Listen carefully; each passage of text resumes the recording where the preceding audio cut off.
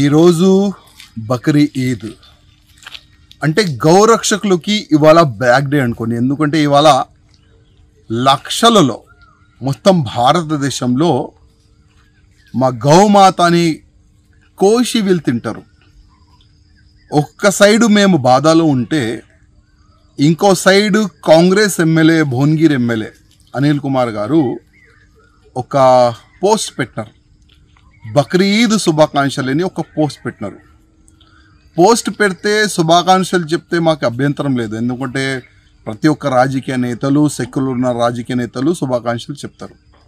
కానీ ఆ బ్యానర్లో, ఆ పోస్ట్లో మీరు చూడొచ్చు, మంచి ఆవులని ఒక ఫోటో లాగా కనబడుతుంది. ఫోటో షేడ్ లాగా కనబడుతుంది.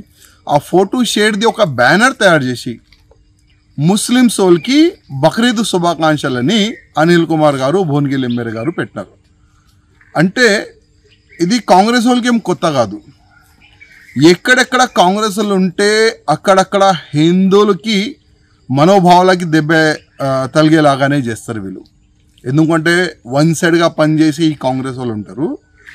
కానీ నేను ముఖ్యమంత్రి రేవంత్ రెడ్డి గారికి రిక్వెస్ట్ చేసేది ఒక్కటే, ఇవాళ మీరు ముఖ్యమంత్రి అయినారంటే హిందువులు ఓటు, ముస్లిమ్స్ ఓటు, అందరూ ఓటు పడే దానివల్లనే మీరు ముఖ్యమంత్రి అయినారు. కానీ మీ ఎమ్మెల్యేస్ ఈ విధంగా హిందువులకి మనోభావాలకి దెబ్బ తగిలేలాగా ఇట్లాంటి పోస్టులు పెడితే మీరేం చెప్తలేరు. దీనికి మీరు ఇమీడియట్గా ఎమ్మెల్యే గారికి చెప్పి ఆ పోస్ట్ని డిలీట్ చేయాలని నేను ముఖ్యమంత్రి గారికి కోరుతున్నాను.